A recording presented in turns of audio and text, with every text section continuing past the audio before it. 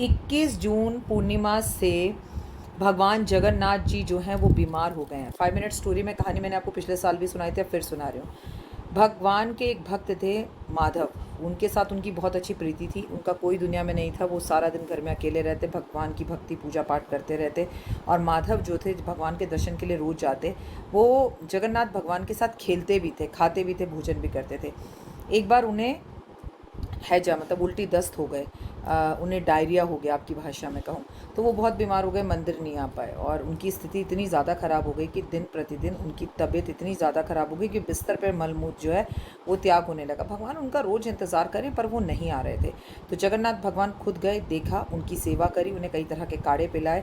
उनके मलमूत्र को भी भगवान जगन्नाथ ने अपने हाथों से साफ़ किया और भगवान ने उनकी इतनी सेवा करी। 15 दिन बाद जब उन्हें होश आया तो उन्होंने देखा ये तो मेरे प्रभु हैं। उन्होंने कहा प्रभु, माधव ने कहा प्रभु आपने ऐसा क्यों किया, आप तो भगवान हो, मुझे चुटकी बजाकर सही कर सकते थे। तो भगवान मुस्कुराए और बोले तुम्हारी किस्मत में जो कष्ट लिखा है, अगर उसे मैं इस जन्म में ख़त्म कर दूंगा तो तुम अगले जन्म में कष्ट पाओगे और ब्याज के साथ बहुत सारा पाओगे। इसलिए मैं अपने भक्तों का कष्ट नहीं दे सकता, मैं उनका सेवक बन के उनकी सेवा कर सकता हूँ। अब तुम्हारा 15 दिन की बीमारी अभी और बची है, अब तुम 15 दिन बीमार नहीं रहोगे, तुम्हारी जगह 15 दिन मैं बीमार रहूँगा। तो इसलिए जेठ मास की पूर्णिमा से भगवान 15 दिन के लिए बीमार हो जाते हैं। जगन्नाथ मंदिर के पट पूरी तरह से बंद हो जाते हैं। भगवान को भोग नहीं लगाया जाता बल्कि काढ़ा दिया जाता है, रात को मीठा दूध दिया जाता है, फलों का रस दिया जाता है।